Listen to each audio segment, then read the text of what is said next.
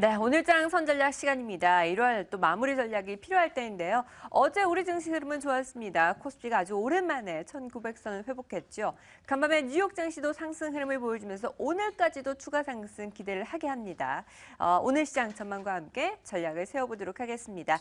메리츠증권증권 광화문금융센터의 김지훈 과장과 함께합니다. 안녕하십니까? 안녕하십니까? 네, 어제 중국 증시 하락에도 불구하고 우리 증시는 잘 버텨줬습니다. 코스피가 열흘 만에 1900선을 회복해줬는데요. 그 배경에 대해서 좀 분석해 볼까요?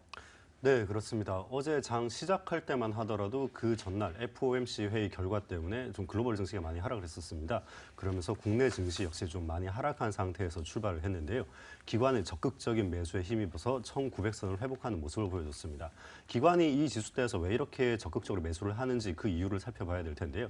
일단 지수대 자체가 기관 입장에서는 굉장히 밸류에이션 매력이 돋보이는 그러한 구간대입니다.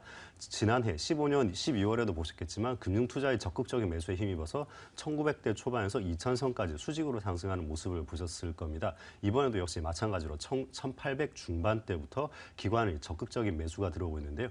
기관들, 특히 단기 트레이딩을 하는 기관들 같은 경우 약 한 1800대 중반에서 1900대 초반이라면은 밸류에이션 매력이 굉장히 높은 구간이기 때문에 기관의 입장에서는 굉장히 적극적으로 매수를 할 수밖에 없는 그러한 구간이 되겠습니다. 그리고 또 한 가지 같은 경우는 우리 코스피 지수 같은 경우 지난 한 5, 6년 동안 아주 극심한 박스권에 갇혀 있었는데요. 지금 1800대 중반 정도가 그 박스권이 하단이기 때문에 여기에서 반등이 나올 거라고 하는 그러한 믿음이 굉장히 많이 퍼져 있습니다. 그런 것 때문에 좀 투자 심리가 매도보다는 매수 위주로 쏠려 있는 점, 이 점이 코스피 지수의 이 지금 반등을 설명해주는 이유라고 할 수 있겠습니다.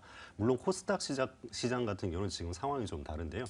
외국인이든 기관이든 확실한 매수 주체가 없이 계속해서 박스권에 갇혀 있는 모습이기 때문에 코스피 시장 쪽보다는 조금 더 매수 타이밍, 매도 타이밍을 조금 더 짧게 가지고 가시는 것이 코스닥 시장에서는 조금 더 바람직해 보입니다. 네, 일단 박스권 안에서 하단에서의 반등에 대한 기대감이 큰 상황입니다. 기관의 매수가 적극적으로 시장을 견인해 줬는데요.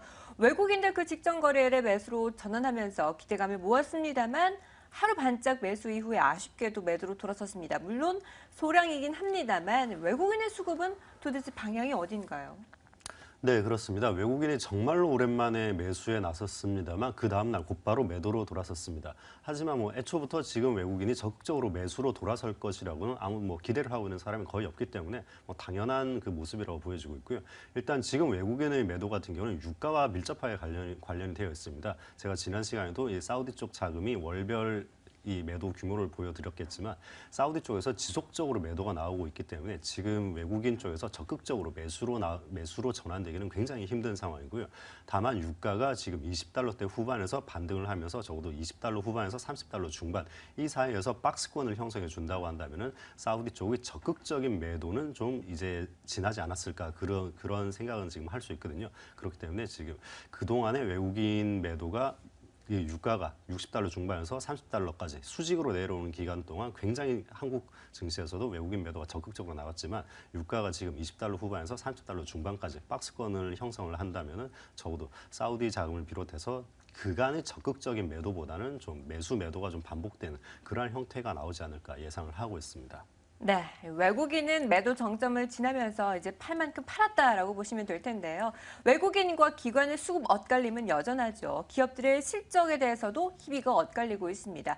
삼성전기 같은 경우에 오늘 실적 발표를 앞두고 있는 상황인데요. 하지만 증권사들은 목표가를 줄줄이 하향 조정하고 있는 분위기입니다. 보유하신 분들도 상당히 많으실 텐데요. 어떠한 측면들 바라봐야 될까요? 주가가 반등할 만한 재료는 있나요?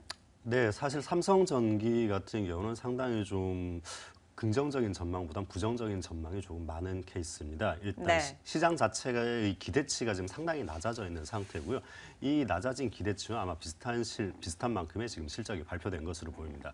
지금 시점에서 1분기에 출시된 올해 1분기에 출시될 갤럭시 S7 이쪽에서 판매 증가를 한번 기대를 해봐야 주가가 반등이 나올 텐데요. 사실 이 점은 좀 객관적으로 봐도 크게 판매량이 증가하기는 힘들다라고 보고 있습니다. 일단 그 이유로는 애플의 판매량을 보시면 알 텐데요.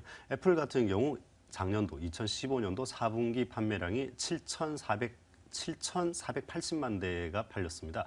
사상 최고치가 팔린 것인데요. 그런데 이 판매량이 발표된 날 주가는 굉장히 급락을 했습니다. 그 이유는 최대 판매량이긴 하지만 판매 증가율이 너무나 떨어졌다는 것이 그 이유인데요. 2013년도부터 판매량을 한번 비교해 보시면 그것이 극명하게 드러납니다. 13년도 4분기에 아이폰 판매량이 5,100만 대였습니다. 그리고 14년도 4분기가 7,400만 대고요. 굉장히 크게 증가를 했죠. 근데 15년도 4분기에 7,480만 대. 1년 전에 비교했을 때 80만 대밖에 더 증가를 안 했거든요. 지금 그렇기 때문에 글로벌 증시에서는 애플의 아이폰이 이제 판매량이 정점을 찍은 것이 아니냐, 이제는 하락할 일만 남은 것이 아니냐, 이렇게 전망을 하고 있습니다. 그리고 이 애플과 삼성의 핸드폰이 판매량이 주춤하고 있는 사이에 중국 업체들이 그 틈새 시장을 메워가지 않겠느냐, 이러한 전망을 하고 있기 때문에 삼성전자에서 출시될 갤럭시 S7 역시 좀 판매량이 극적으로 증가하기는 좀 힘들지 않을까, 시장에서는 그렇게 전망을 하고 있고요. 이 이외에 삼성전기의 극적인 또 주가 반전을 기대할 만한 부분은 자동차 전장 부품 사업 진출입니다. 이미 삼성전자에서는 사업부를 만들어서 진출을 해 있는데요. 삼성전기 역시 이 자동차 전장 부품 쪽으로 신사업 진출을 고려를 하고 있습니다. 관련해서 뭐 해외 기업과 M&A라든지 이러한 것들도 기대해 볼 만할 텐데요. 하지만 M&A라는 그 특성상 시장에서 미리 알려지기가 힘들고 굉장히 또 은밀하게 진행되다가 결과가 거의 다 달았을 때 그때 이렇게 시장에서 뉴스에 나오는 그런 특성을 가지고 있거든요. 그렇기 때문에 투자자분들께서는 이러한 M&A를 기대를 해볼 수는 있겠지만 뭐 언제 M&A가 나올 것이다라는 예측을 하기가 굉장히 힘듭니다. 그런 점에서 좀 상당히 지금 투자하기가 좀 힘든 구간이 아닌가 그런 생각을 하고 있습니다. 네, 애플의 아이폰이 최대 판매량을 보여줬음에도 불구하고 증가율 자체가 급감하면서 삼성도 그러한 흐름을 예측하고 있는 상태입니다. M&A와 관련해서는 뚜렷하게 아직까지 나타난 부분이 없기 때문에 주가를 강하게 끌어올려줄 수 없는 부분인데요. 그를 비롯해서 IT주들 전반적으로 실적이 다소 부진한 모습을 보여주고 있습니다. 삼성전자 같은 경우에도 영업이익 6조 전체적으로 6조 1천억 원대를 기록하면서 실망스러운 부분들이 있었는데요.